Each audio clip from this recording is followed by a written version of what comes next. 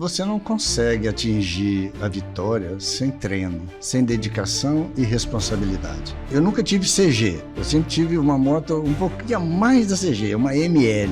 O meu grupo, para demonstrar organização e por sermos um motoclube, nós já começamos a usar independente disso. Quando a gente viaja, a gente procura conhecer onde é que a gente está indo. O litoral do Brasil, quem não conhece pode ir que vai agradar muito. No que eu comecei a mastigar, eu já vi que era delicioso, top, muito bom. Se você não falar que é bode, você não saberia. Qualquer nacionalidade, qualquer raça, qualquer religião, qualquer convicção política. Qualquer um de nós pode precisar da ajuda de Médicos Sem Fronteiras, uma organização humanitária internacional que leva cuidados médicos em situações de emergência, independente de poderes políticos e econômicos, sem discriminar, sem escolher lados. Médicos Sem Fronteiras, quando a vida mais precisa de cuidados.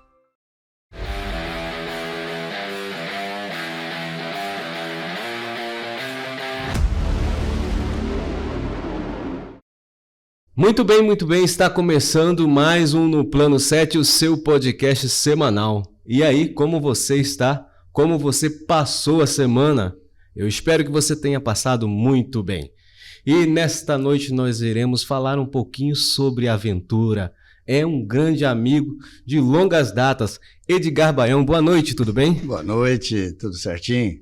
É sempre um prazer estar aqui em companhia dos amigos e falar de uma coisa muito interessante que é motociclismo. O cara é um fera da fotografia.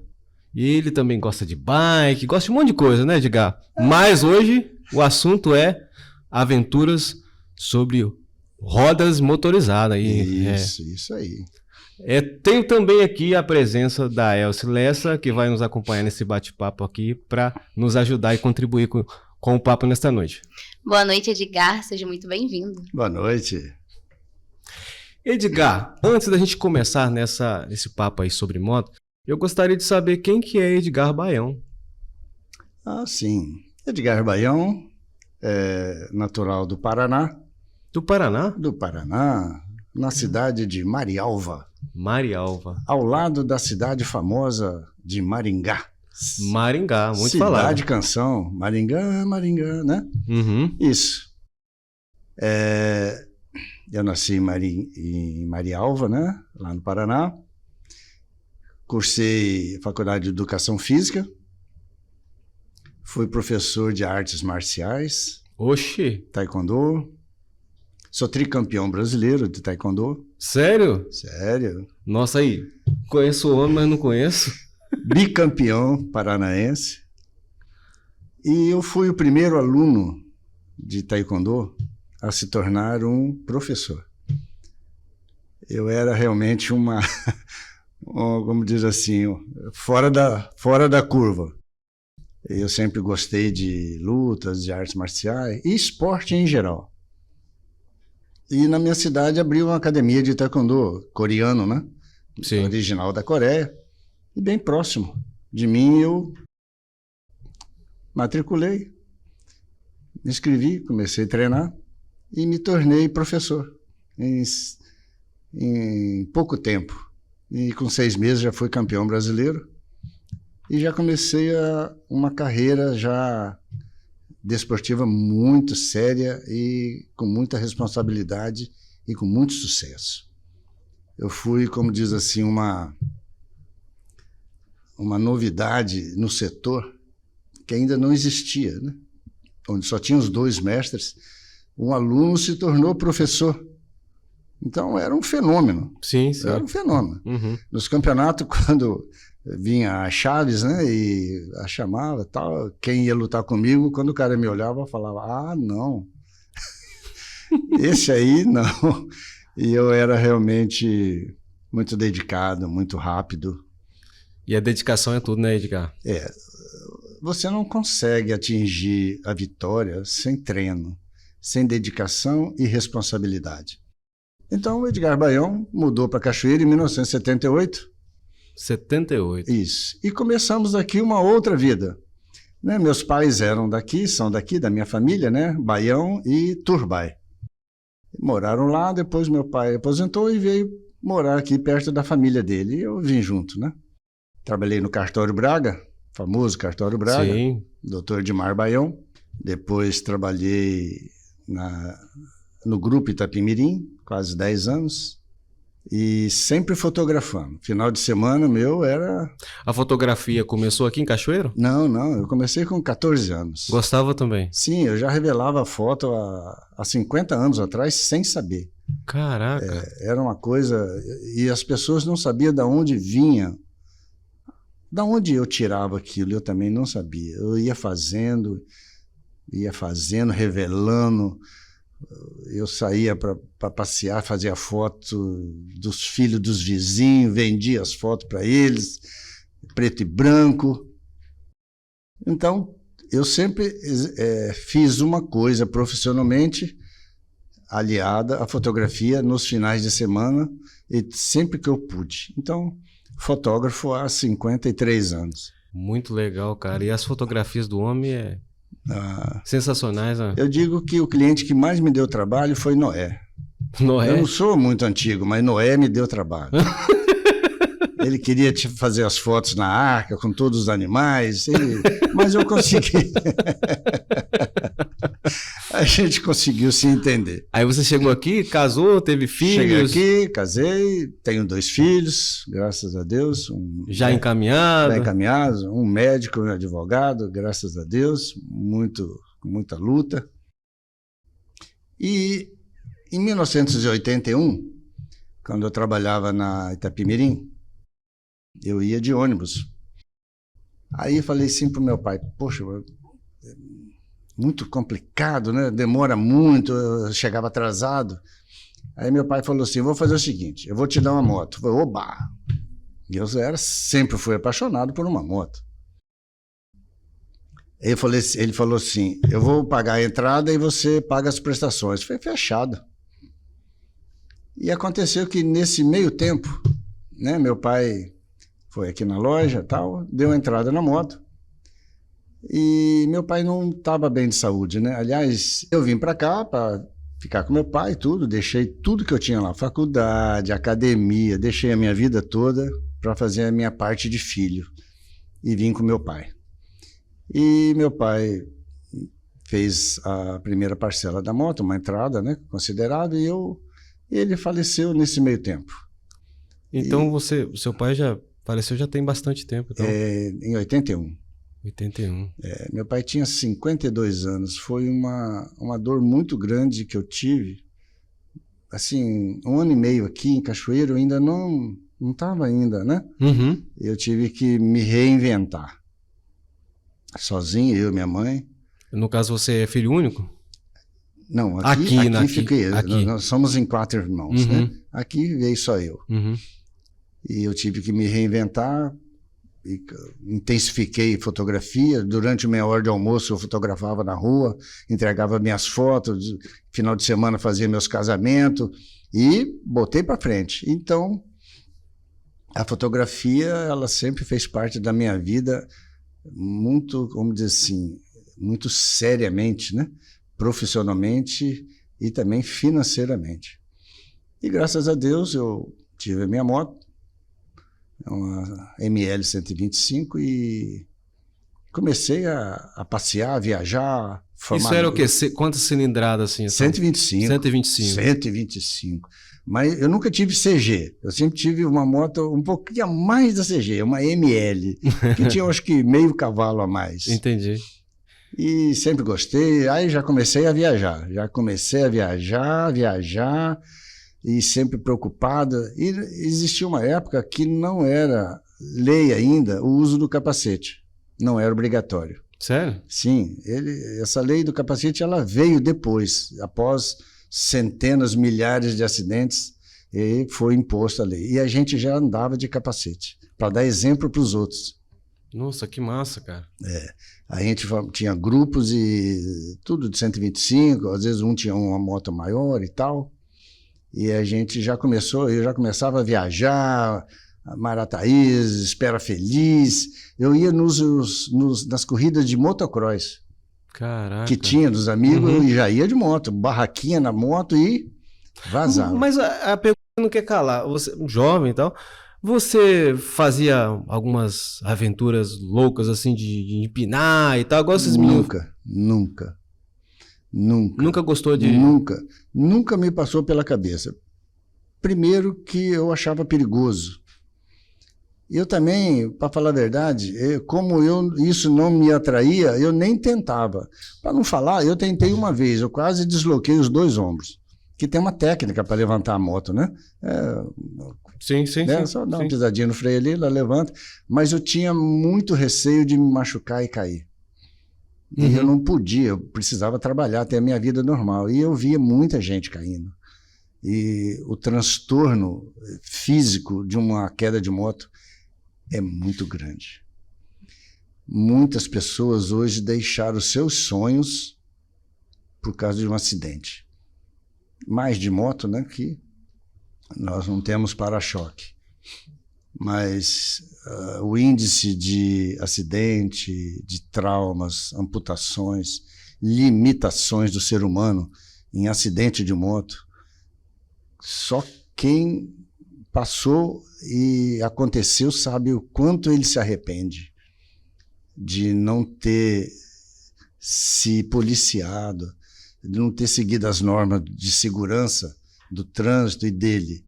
Não vale a pena você fazer uma coisa que vai colocar a sua segurança física em risco. Você sofre, a sua família sofre, seus filhos sofrem, todos em volta de você vão sofrer. Sim, com certeza. Você montou um motoclube? Sim. Isso foi em 82, né? Isso, 1982. Como lá no Paraná, isso é uma coisa muito ordeira, muito organizada. E lá já tinha motoclube. Então eu falei, gente, vamos, né, um grupo de amigos, que nós somos, até hoje, 42 anos, nós somos unidos ainda, a mesma turma que foi. Fundei o motoclube em 2 de fevereiro de 1982. Nossa, fizemos estatuto, o primeiro motoclube, uma coisa... Aí colocamos um monte de regras, um monte de limitações, não pode fazer isso, não pode aquilo, mas tudo isso a gente já sabia. Mas o motoclube ele tem que ter um estatuto. Então nós colocamos no estatuto tudo que a gente achava que fazia bem ao motociclismo. Sim. E continuamos. Aí, depois que nós tivemos essa ideia, eu organizei a primeira viagem internacional de Cachoeiro. Saindo daqui de Cachoeiro? Saindo daqui de Cachoeiro. Aí eu já tinha uma CB400. Uma moto. Já tinha evoluído o negócio aí. Tinha evoluído, né? Eu tive 12 motocicletas na minha trajetória motociclística. 12? 12. Para 42 anos foi pouco, né? Foi pouco. Eu ficava bastante tempo com a moto. Primeiro foi ML, depois foi uma Turuna, depois foi uma CB200, depois uma CB400, que era o auge. E todos do meu grupo tinham a mesma moto, CB400. A gente se organizou, conversamos e tudo, e partimos para a Argentina. Fomos Argentina, Uruguai e Paraguai. Foram 15 dias inesquecíveis. Nós fizemos agora um encontro desse mesmo grupo após essa viagem, 40 anos. Nós fizemos lá no Mirante, nosso amigo lá, Samuel. Lá com o Samuel, com o Isaac, a turma toda lá, cederam o espaço, nós fizemos um churrasquinho e a nossa reunião foi lá, não podia ser num lugar melhor, né? Sim. Um lugar de aventura e um lugar turístico da nossa cidade. Então, nós nos reunimos, o grupo todo, e fizemos uma foto igual a que nós fizemos há 40 anos atrás, na mesma posição, no mesmo jeito, e nós fizemos depois uma camisa comemorativa com as 2 fotos, né? Antes e depois, 40 anos. Você falou aqui, né, que a sua primeira viagem foi para Argentina, Uruguai e Paraguai. Por que lá? Era uma coisa muito longa, muito curiosa. Falar em Argentina em 1983 era o fim do mundo. E uma viagem tinha que ser para uma coisa assim, internacionalmente falando, era o primeiro país vizinho nosso, né? Que o Mercosul, né? Argentina, Uruguai e Paraguai, você tem o marco das 3 fronteiras até, em um lugar só você vê os 3 países. Então começou a Argentina, e do lado da Argentina, o Uruguai, e depois o Paraguai, que já é fronteira nossa, e foi muito divertido, foi muito divertido. Você tem alguma lembrança aí para contar, alguma coisa que aconteceu que te marcou? Nessa viagem aí? Né? Isso. Essa viagem era tudo muito novo, era tudo uma novidade assim incrível, a gente não tinha uma referência. Alguém que já fez, alguém que já foi, contou, não tinha. Lembrei aqui, nessa viagem nós paramos num posto de gasolina em Pato Branco, no Paraná. Lá em Pato Branco. Pato Branco, até o Alexandre Pato, o jogador, é de lá. E tinha aquela área, né, do posto de gasolina, aquela grama, né, tudo certinho. Nós chegamos ali e tal, vamos acampar aqui, a gente levou barraca, né, todo mundo certinho. Vamos acampar? Vamos. E o pessoal começou a olhar a gente de uma maneira meio estranha, meio assim, arredia, meio com medo. Aí eu falei, o pessoal tem medo de motociclista, né? Acha que né, os caras estão fazendo bagunça, mas nem ligamos. Armamos nossa barraca, tomamos ali, fomos no posto, tomamos nosso banho, jantamos, voltamos para a barraca, dormimos, no outro dia desmontamos o acampamento, aí estamos saindo, aí algumas pessoas se achegaram a nós. Rapaz, vocês estão viajando de moto? Então, nós somos do Espírito Santo. Nossa, que isso, Espírito Santo tal, que legal. Aí começaram alguns motociclistas a chegar, e motociclista é tudo irmão, né? Onde você vai, moto, pode ser qualquer língua, é irmão. Não, nós acampamos aqui que está tranquilo, um lugar tal. Eu falei, não, rapaz, vocês não sabem o que aconteceu. Vocês dormiram ontem, rapaz. Tinham acabado de tirar os defuntos daqui. Que houve um assalto aqui, houve um problema, um tiroteio, e vocês dormiram justamente onde aconteceu esse tiroteio, e gente que veio a óbito aqui nesse lugar onde vocês acamparam. A gente não sabia se ria ou se chorava. Para a primeira viagem é meio impactante isso, né? Então acontece algumas coisas, e a gente riu muito depois, né? Desmontamos o acampamento e seguimos, né?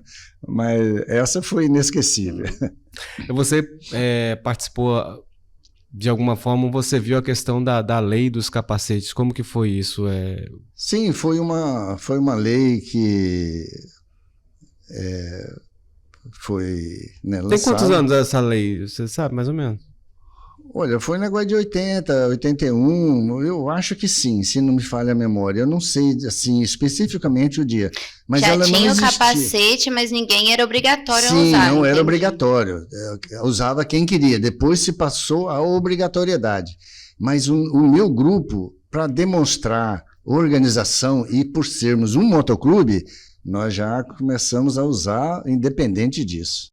E o que vocês, assim, além de viajar, o que vocês fazem?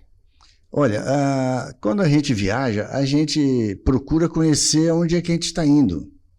Uma história do lugar, a cultura do lugar, né? Se é outro país, por exemplo, qual lugar turístico que tem naquela cidade para a gente visitar, e não apenas passar. Já que a gente pernoita, né, num lugar, à noite a gente procura saber alguma atração turística da cidade. Quantos estados vocês já passaram aí pelo país afora? Olha, eu já visitei 6 países e 23 estados do Brasil. Qual o estado mais bonito? Olha, na sua concepção? Sim, olha, cada estado tem a sua particularidade turística, rodoviária e cultural. Eu posso falar que sempre o Nordeste, você indo pelas praias daqui, subindo o Nordeste, até chegar em Belém, eu já fiz essa rota várias vezes. São todos os lugares fantásticos, maravilhosos. Nós sempre fomos recebidos, assim, a gente chega no lugar, a gente se sentia até meio acanhado, que a gente achava assim, gente, até parece que a gente é alguma coisa. A gente chegava na cidade, o carinho das pessoas, a gente pedia informação, todas as pessoas, assim, sabe, nos davam dicas de um melhor hotel, ou alguma coisa mais barata, ou uma coisa e outra. O litoral do Brasil, quem não conhece, pode ir que vai agradar muito. Teve algum roubo? Esse período todo que vocês estão andando por aí?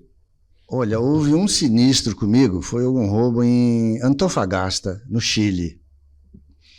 Nós saímos de Machu Picchu e descemos para o Chile, para depois pegar a Argentina, e no hotel, numa cidade que chama Antofagasta, uma cidade grande, a gente desceu e eu deixei a minha bagagem do lado da recepção, da pessoa recepcionista, os baús e a minha maleta de tanque, onde ficava filmadora, máquina fotográfica, carteira, coisas pessoais, dentro da bolsa, né? E deixei em cima da maleta e fomos tomar café. Nisso, um dos nossos amigos teve uma indisposição e voltou para o hotel. E levou mais ou menos uns 20 minutos. E nisso aí o hotel esvaziou. Ficou só nós. Quando eu voltei para pegar a minha bagagem, a minha bolsa de tanque não estava mais em cima dos baús. Eu falei, eu não deixei lá no quarto, né? Aí falei para a recepcionista, ela não vi nada. Aí subi no quarto, não vi, aí pedi para ver as imagens, né? Chamei o segurança do hotel, realmente uma pessoa da recepção estava aguardando um momento para furtar a minha bolsa. Ele levou aproximadamente umas 1000 fotografias de viagem, o vídeo de não sei quantas centenas de horas, todo o registro que eu fiz da viagem de Machu Picchu. Parece até que foi mentira, né? Porque não tem as fotos, né? Não, mas como eu fui 2 vezes, então eu tenho.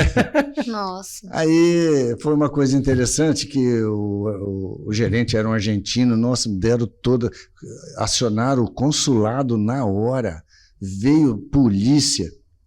E olha só que interessante. Na hora chama a polícia. Polícia. Os guardas, como é que chama lá? Esqueci o nome, carabineiro. Chegaram os carabineiros e tal, e olha, fizeram perícia, mas uma atenção, rapaz. Aí eu falei para o gerente do hotel, olha, se alguém conseguir localizar, só pelas imagens que eu não quero perder, né? Eu até dou uma gratificação. Ele, cara, falou assim, nossa, pelo amor de Deus, não fala isso. Fala baixo, pelo amor de Deus, não fala isso. Falei, qual o problema? Nossa, aqui não existe isso. Você não precisa agradecer, pagar, dar qualquer gratificação. Você é preso. Caramba! Eu falei, como é que é? Se um guarda escutar você falar isso, você é preso. Aqui, o carabineiro, ele tem honra. Ele não pode aceitar nada de ninguém. É o trabalho dele, ele não precisa de ninguém dar nada para ele. Caramba! Eu falei, não, mas eu não falei no sentido... De suborno. De suborno, de nada errado. É só pelas imagens, né? Mas porque ele podia não fazer nada, né? Sim, pela imagem, eu falei, não, a gente agradece, a gente sabe, né? A gente conhece, está vendo você, está pela preocupação com equipamento, eu nem queria mais, né? Aí eu fui lá na delegacia, se vocês verem o atendimento que é, o chileno, o carabineiro, o brasileiro precisava de aprender. Rapaz, eu olhei assim e falei, nossa, o pai que tem um filho carabineiro é orgulho da família. Uhum. Meu filho é carabineiro, ali existe honra. Me fala um pouquinho sobre Praia dos Franceses, Maceió. Praia dos Franceses. A Praia do Francês é até o nome porque ali desembarcavam alguns franceses, né? Em algum tempo. Então, onde que o francês desembarca e ficou Praia do Francês. A Praia do Francês eu fui lá já 3 vezes. E é uma coisa impressionante. A gente vai sempre no mesmo lugar. A gente chega lá, se para as motos, vem algumas, vamos falar crianças, mais jovens, né? Bem jovens, meninos, meninas, com uma tábua, tipo assim, uma tora cortada em fatia, com peixes, camarões, frutos do mar, diversos. E eles falam assim: aí, senhor, ao que nós temos aqui na nossa barraca, se vocês tiverem oportunidade, vocês vão ser bem recebidos aqui. E não existe aquele assédio. Cada um ali oferece o seu menu. E a gente falou assim: nossa, esse pessoal vai ficar, né? E não apareceram mais. Nós fomos lá, tomamos banho, se divertimos, fizemos tudo, curtimos, passeamos. Tem passeio de barco lá, tem aquele mar azul, que é quase uma piscina, tem um recife na frente, onde a praia divide, fica uma piscina ali. Aí, no final, a gente se reuniu e fomos procurar o garotinho para saber onde era a barraca que ele estava. Você me fez lembrar que tem lugares que no Brasil que não é bem assim, né? Eu, por exemplo, estive há uns anos atrás em Búzios, aí eu comprei um lanche e tal, né? Aí eu paguei na época, acho, R$25, né? Aí chegou um gringo, o mesmo lanche, ele vendeu ele por $100. Sim. Nossa vida, continuando falando sobre comida, e aí, como que é a experiência nos países, ou até mesmo nos estados brasileiros, né? Porque cada um tem uma culinária diferente. Sim. Uma passagem muito interessante foi Petrolina e Juazeiro, que são duas cidades divididas por uma ponte, né? No lado Petrolina e no lado Juazeiro. Essa viagem que eu fiz, quando nós chegamos lá em Petrolina, estava acontecendo um encontro motociclístico, coincidentemente. E eu e o outro colega chegamos lá, nós fomos recebidos assim, os caras olharam a placa da moto: nossa, Espírito Santo! Nós viemos aqui para o encontro, à beira do Rio São Francisco, Velho Chico. E era uma coisa assim, a cultura ali, falar em Rio São Francisco ali é o mar dos deuses, Rio dos deuses, né? E tal, ficamos lá, nossa, nos receberam a gente. Eu falei assim: olha, nós chegamos agora, não, você vai ficar no hotel dos nossos amigos aqui, no Ceder Hotel, de graça. Ficamos lá hospedados, com tudo que tinha direito. E a gente falou: não precisa disso, não. Vocês são de muito longe, nós queremos que vocês conheçam. Eles fazem questão que nós aqui, do Sudeste e do Brasil aqui, tenhamos a melhor imagem do nordestino, daquela região. E fomos lá, ficamos no hotel, a gente pagou, a gente fez questão de pagar, eles fizeram um desconto, mas a gente não quer levar nenhum proveito, nenhuma vantagem. E à noite, chegamos para o cara do hotel, falamos assim: qual é a atração aqui? Aqui nós temos o Bodódromo. Hein? Bodódromo. É Bodódromo? É Bodódromo. E o que tem lá? Carne de bode. Oh. E onde fica? Eu vou chamar o táxi. Chamou o táxi. Chegaram lá, aqui, leva os nossos amigos aqui, nossos hóspedes, lá no Bodódromo. Perfeitamente. Mas um atendimento, eles tratam o turista, eu pelo menos nunca fui distinguido de uma outra forma, não ser excepcional. Fomos no Bodódromo. Eu e o tal do Carlos Sapavini. Que cara Preciso falar mais? Eu e o doutor Sapavini, professor da faculdade, tributarista, gente da melhor espécie, companheiro, parceiro. Chegamos lá, tinha uma estátua de um bode na frente do lugar, mas um bode grande, Uhum. Olhamos assim, eu olhei para ele, ele olhou para mim, e aí, vamos lá ver, né? Nós descemos, nós entramos, tinha vários restaurantes divididos, um do lado do outro. Tudo muito bem organizado, bem iluminado. Telão, né, com... Nós olhamos e falamos, rapaz, mas que organização, vamos conhecer, eu sempre... Escolhemos um e sentamos. Chegamos lá, chegou o maître, o cara gigante. O cara era um gigante. Perfeitamente. Somos da onde? Espírito Santo. Oh, Espírito Santo. Conheço também, lugar bonito. Falou do nosso estado. Aí falou assim, e vocês vão comer o quê? Falou, olha, nós estamos aqui vendo o cardápio. O cardápio era assim, bode frito, bode assado, bode, sanduíche de bode, buchada de bode, bode de pé, tudo que você imaginar. Com certeza o prato principal era bode. Bode. E a gente chegava, via as Restaurante pessoas. perfeito para Elcio. Sim. E aí eu falei assim, não, nós estamos olhando. Ele olhou para mim e falou assim, já sei, você está com medo de comer o bode, né? Está com receio. Você não se preocupa que lá no seu estado eu tomei sopa de peixe que vocês chamam de muqueca. Misericórdia, deu uma Que sacaneada. afronta! Eu falei assim, não, lá é Mas a me muqueca. Me segura que eu vou voar no pescoço desse cara. Né, mas o cara era muito grande, o cara era gigante, ele devia ter 1,90 m, o cara era forte. E tinha garçons aí, ele era o maître do restaurante, o chefe. Ele falou assim, não se assusta não, que para nós aquilo é sopa de peixe. Eu falei, não deixa de ser uma sopa, mas é uma sopa, né?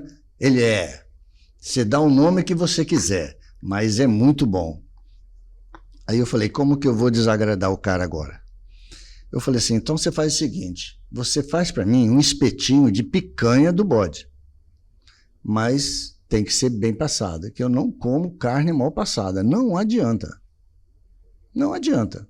Eu tenho uma rejeição, um negócio não desce, não.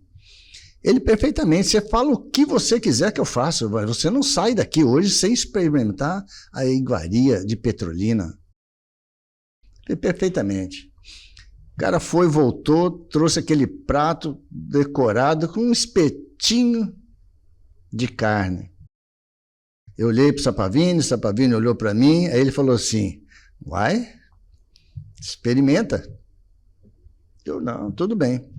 Fui lá, peguei o espetinho, pá, mordi, comecei a mastigar, o maître e o Sapavini me olhando, eu mastigando. No que eu comecei a mastigar, eu já vi que era delicioso, top, muito bom. Se você não falar que é bode, você não saberia. E continuei a comer, mas sem falar a minha reação. E eles esperando. Mastiguei, olhei para o Sapavini olhou para mim, ele falou assim, e aí? Aí eu olhei para o gigante, eu falei assim, posso falar na boa? Perfeitamente, doutor. O que você quer? Eu quero mais um. Ele falou, sério? O Sapavini me olhou e falou assim, ó, o nome é uma coisa, a comida é outra. Mas para nós é muito diferente. Sim. Questão cultural. Por causa da imagem do bode, né, a figura do bode. Mas não tem nada, é uma carne deliciosa. Me fala um pouquinho sobre essa questão do Belém, que chove 4 horas da tarde. Pois como que é esse negócio aí? Nós fomos a Belém, numa das viagens. Fomos a Belém, vamos lá em Belém. Aliás, nós fomos até Ilha de Marajó. Ilha de Marajó, muito. Que a gente não se contenta, né? Ver um negócio muito assim, a gente quer ver tudo. Nós chegamos em Belém, fomos lá ver o Peso, que é a atração turística do local. Quem não conhece ver o Peso em Belém, vai que vocês vão ficar realmente encantados com o lugar. E ao lado depois do ver o Peso, tem uma estação antiga que eles fizeram uma coisa maravilhosa, tudo de vidro, tem alambique, restaurantes, fast food, tudo que você pensar de comida e de bebida lá. Uma coisa maravilhosa. Aí nós estávamos comendo e sempre chega alguém e tal, "Ei, vocês são da onde e tal", e sempre existe essa interação, né? Deles com o turista. Às vezes um quer vender alguma coisa, outro quer falar alguma coisa, outro quer curioso, né? Tá, vocês estão de moto aí e tal. Aí ele falou assim, nós estamos saindo. Aí ele falou assim, não sai agora não, que 4 horas chove.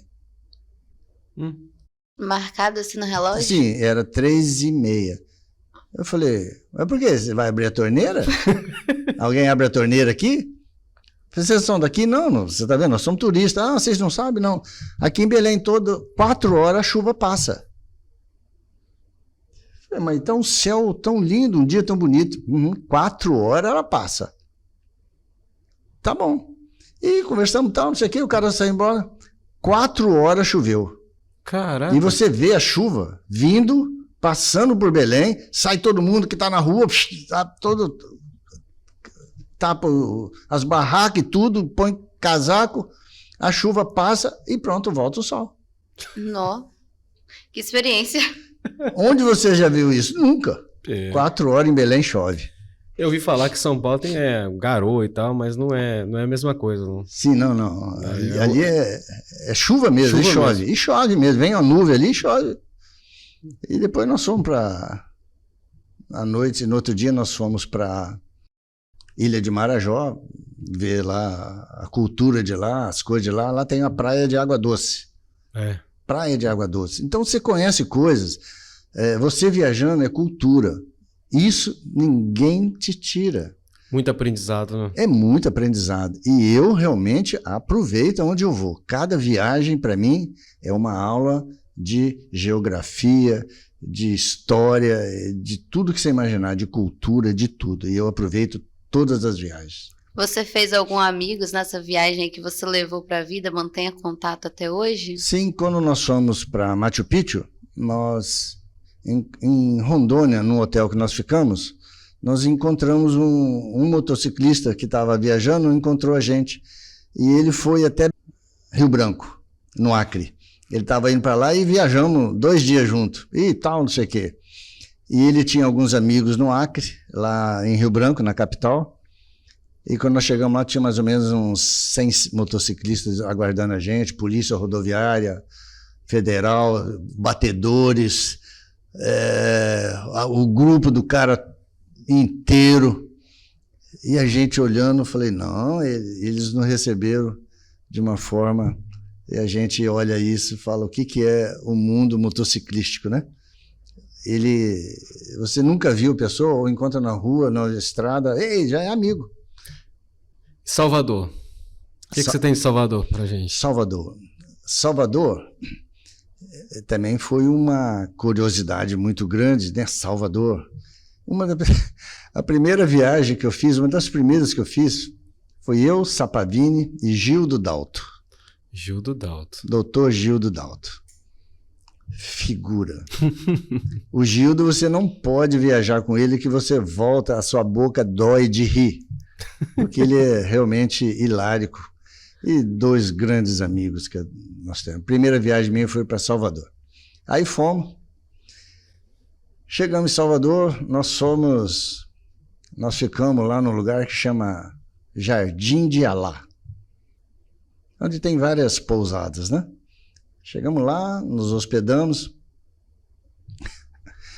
Aí falamos pro encarregado lá do Jardim de Alá, falou, olha, nós queremos ir numa churrascaria. Eu falei, rapaz, aqui tem a melhor churrascaria do mundo, churrascaria do Didi. É boa? É a melhor. Vocês nunca viram nada igual. Opa, fomos jantar na churrascaria do Didi. Chegamos lá, a mesa de frios era do tamanho de um restaurante daqui. Eu não sei onde eles inventaram tanta comida para uma mesa de frios. Nos servimos, e eu, Gil, Sapabinho, fomos lá. Chegou já o garçom, e aí, meu rei, vamos lá. E o que vocês vão querer? Eu falei, olha, você pode trazer o que você quiser para mim, tudo só bem passado. Eu não como carne mal passada, ao ponto. Se tiver vermelho, eu não gosto. Já que eu estou querendo vim aqui e tal, eu gostaria de comer a picanha, ou qualquer coisa que você trouxer bem passado. Aí os outros amigos falaram, não, para mim é do jeito que tiver lá, pode trazer cru, qualquer coisa. E tá. Veio o primeiro espeto, ele colocou na minha frente, eu falei, não, mal passado não, serve para os dois aí.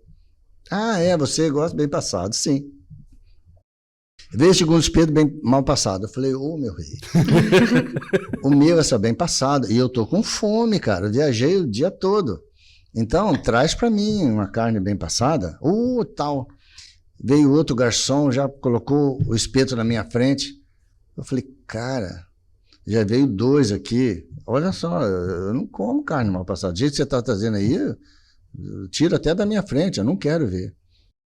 E o outro cara veio, a 4ª vez, trouxe carne mal passada, eu falei assim, você quer arrumar problema? Eu não sou tão bonzinho. Ele, por quê? Você está achando que eu sou otário, alguma coisa? Eu falei assim, eu sou guia turístico, eu estou com 30 pessoas aí hospedadas, vão ficar aqui 15 dias e eu vim visitar a sua churrascaria. O cara ficou branco. Eu falei assim, eu não vou recomendar nunca, em 15 dias eu vou vir no seu restaurante com 30 pessoas. Você perdeu 30 clientes. Você o quê? Você está a fim de me deixar irritado? Você quer apanhar? Você quer criar confusão comigo? Aí os nossos amigos falaram assim, rapaz, não briga com ele não. Traz a carne que ele quer. Ele, pô, mas essa carne bem passada, rapaz, eu estou pagando, você traz do jeito que eu quero. Eu já estou aborrecido. Se não me aborrece muito, porque por menos eu já arrumei confusão em outro restaurante. Até parece, né? Mas eu estava tentando mostrar para ele que, poxa vida, né? 4 vezes ele foi na minha mesa e trouxe uma carne mal passada, não é bem mal passada. Aí a gente curtiu ali, pegamos um monte de mentira para ele, porque a mentira faz parte do passeio, né? Para a gente se divertir. Então aí, não é só pescador, não, motoqueiro? Não, de vez em quando. De vez em quando a gente faz uns exageros para a gente conseguir o que a gente quer. Mas tudo assim, muito, como diz assim, infantil, muito modesto. Aí levantamos, aí eu fui pagar, o cara cobrou o churrasco, eu falei assim, não, eu quero pagar só a salada, que é um direito que eu tenho. Que isso aqui parece que é um mercadinho, não uma churrascaria. Aí o garçom fez o sinal pro caixa, como coisa assim, não arruma confusão, não paga, cobra uma salada dele, deixa ele ir embora. E eu não comi a picanha do Didi em Salvador. Você não conseguiu comer? Não comi. Não adianta trazer carne mal passada, honestamente. Achei que eles iam lá passar ela e levar pra você. Não. Honestamente. Agora, uma coisa que eu tenho curiosidade, não sei se você já viu, Elsa, aqueles motoqueiros no deserto, né? Ah, com toda certeza. Às Os filmes, né, são maravilhosos. Às vezes a gasolina acaba e tal, aí tem que empurrar, aí... Só passa aquela graminha voando assim, né, no cenário. Graminha, aí às vezes tem um urubu assim voando e tal, já doido pra... Olha, eu estive numa situação dessa. Foi no deserto da Patagônia. Estava eu, mais 2 amigos, 3 já tinham ido, foram na frente, ficamos nós 3, e tem ali na divisa do Estreito de Magalhães, tem uma passagem que você atravessa de ferry-boat. E nós estávamos já quase sem combustível. E o deserto não tem nada. Não tem nada. É a cada 300 quilômetros tem um posto. Caraca. E a autonomia e a Patagônia tem um vento, que é o vento lateral da Patagônia, que ele é mortal. Ele derruba e mata mesmo. E é uma coisa terrível, que a gente teve que se adaptar. A gente passou uma situação muito, muito difícil, que chama o vento da Patagônia. Você está com a moto aqui, ela joga a moto lá no meio do deserto, vai capotando e você vai junto. E você ficou sem combustível nesse deserto? Eu estava com a Bandit 1250, outro colega com a Vestron 1000 e um outro amigo de Teneré. E o nosso tanque é 18 e o dele 13. Uhum. Aí chegou uma hora que a gente não tinha mais, já estava na reserva, e você olha 3.000 quilômetros de deserto, que o deserto da Patagônia tem 3.000 quilômetros, de Buenos Aires ao fim do mundo, que é Ushuaia, é uma reta só. E nós olhamos um para o outro e falamos assim, um de nós vai ficar. Que nossa moto não vai ter combustível.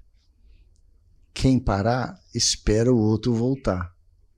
Deita a moto no chão, deita junto, para se livrar do vento, e vamos esperar alguém retornar.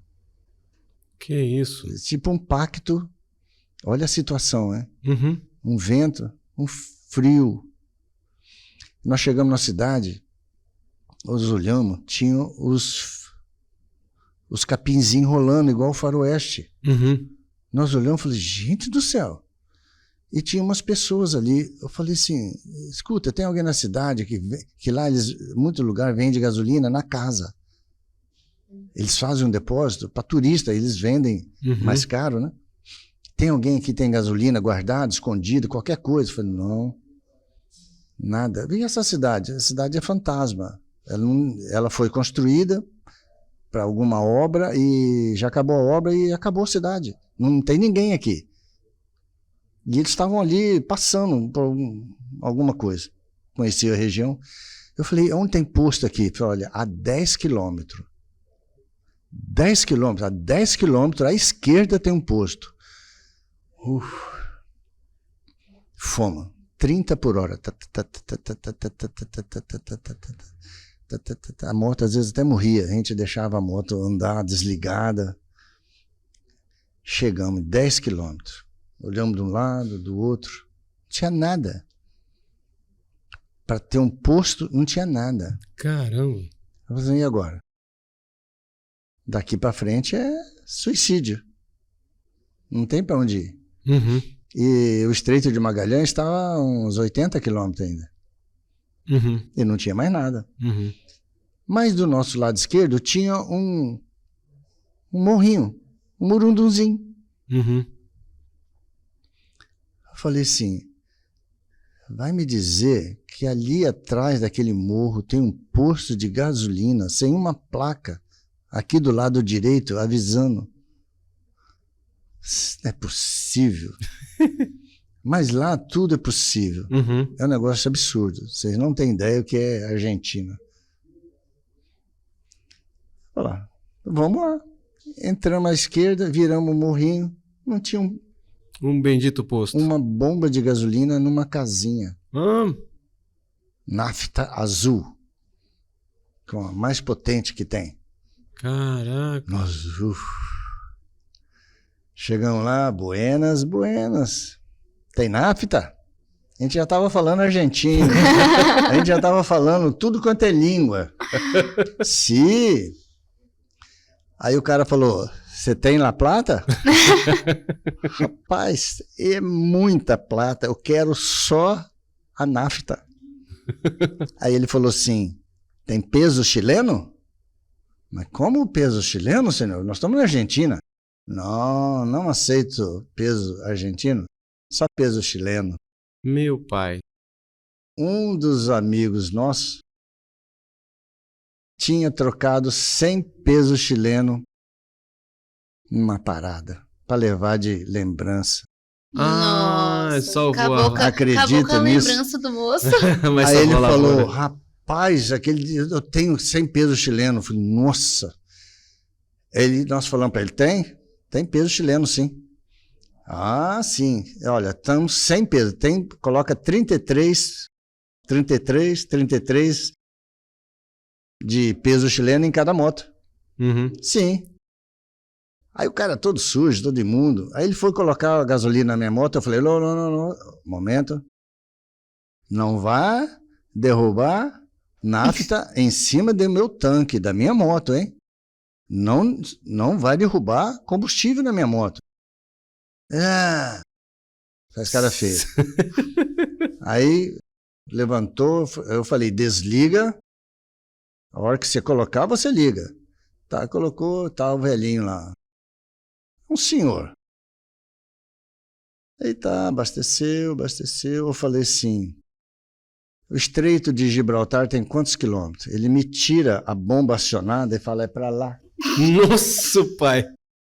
E volta com ela acionada, jorrando gasolina.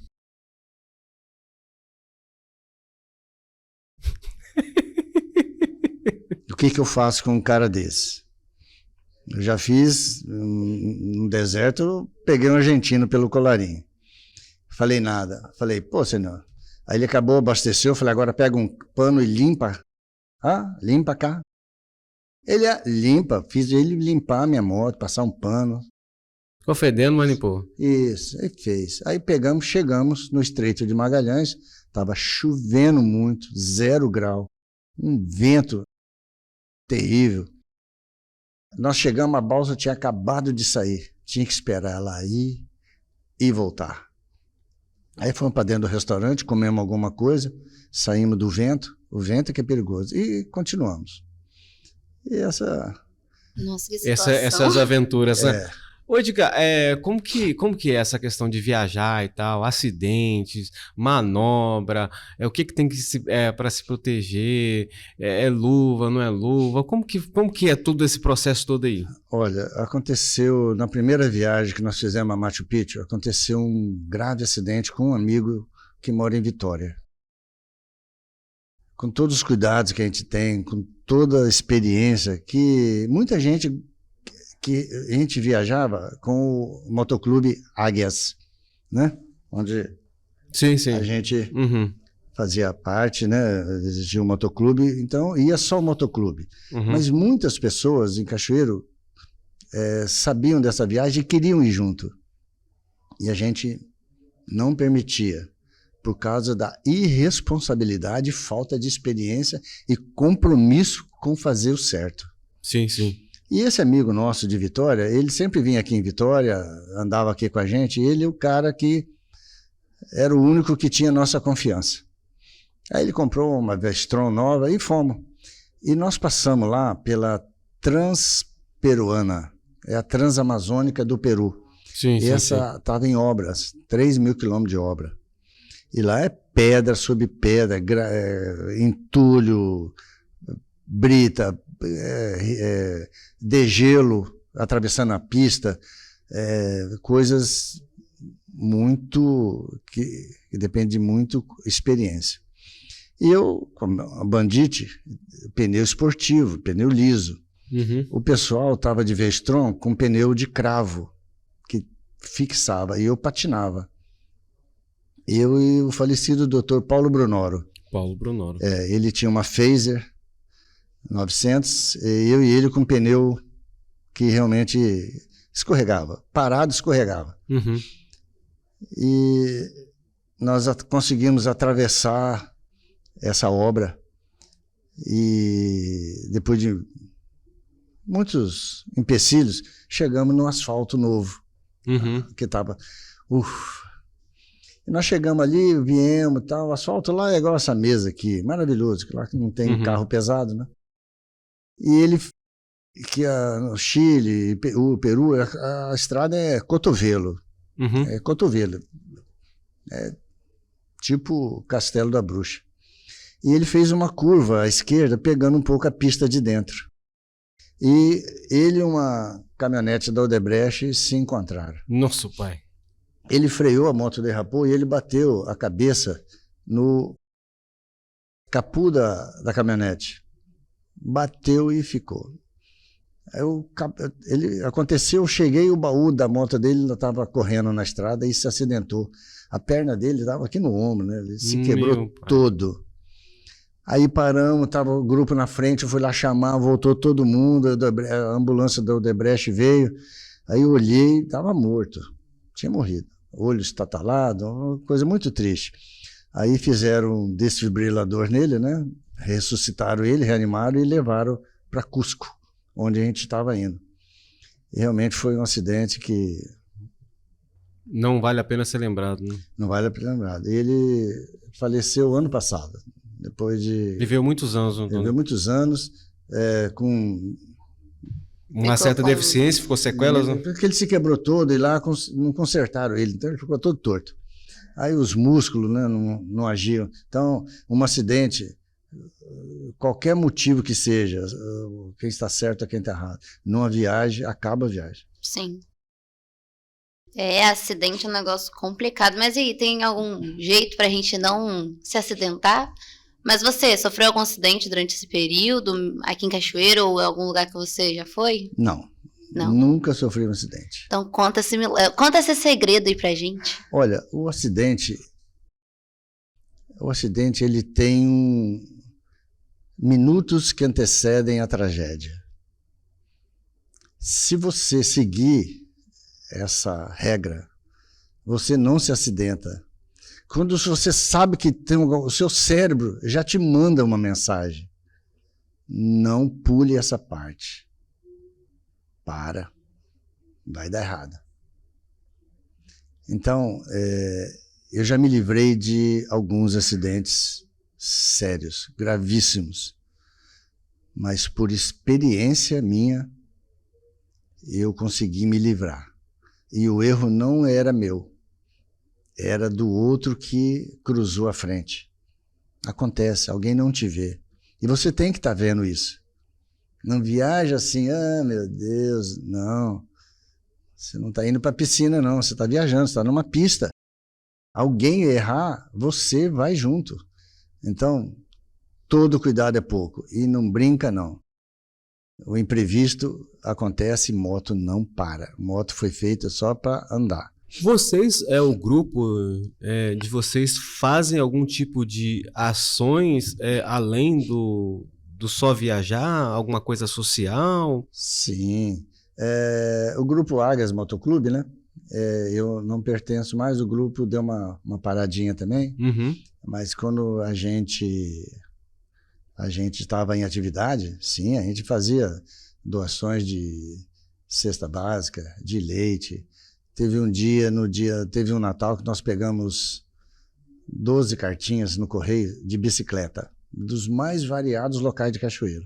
Fomos em Campos, compramos 12 bicicletas, nos trajamos de Papai Noel e fomos casa por casa, buraco por buraco ou qualquer lugar que estivesse, lugares muito simples, muito humildes. As pessoas nem acreditavam que a gente ia localizar. E nós entregamos 12 bicicletas. E dessas 12, alguma história te impactou? Todas elas, né? Todas elas foram uma história diferente, de crianças que a gente não sabia mensurar o tamanho da felicidade deles. Primeiro que eles não acreditavam no Papai Noel. E ver o Papai Noel chegar lá com a bicicleta, com a cartinha que ele escreveu. Você imagina algo surreal. A reação, né? Os pais, então a gente nunca esqueceu dessa parte, não. Filantropia sempre. Edgar, nós estamos chegando já no finalzinho, né? Uma horinha de papo aqui, por ter vindo, aceitado o convite, né? A gente tem uma amizade aí já de alguns anos, né? A gente se conhece. Eu ainda era jornaleiro ainda, né? Vendia jornal na rua. Não sabia disso, não. Fui jornaleiro e passei por várias fases dentro do jornal e tal. E eu acho que o Edgar viu, né? Com certeza. Essas fases minhas, né? E sempre um cara muito gentil, amigo, né? E sempre quando para conversar, uma palavra amiga. Então, assim, tenho uma admiração muito grande pela sua pessoa. Sempre foi. E agora eu quero deixar essa câmera aqui para você deixar suas considerações finais. Às vezes faltou alguma coisinha para ser contado. Sim. Olha, o que eu posso dizer para você que está vendo esse nosso bate-papo é que você respeite o equipamento que você está usando, que é uma motocicleta. Você já está num veículo que já economiza combustível, já economiza tempo. Não pule essa parte.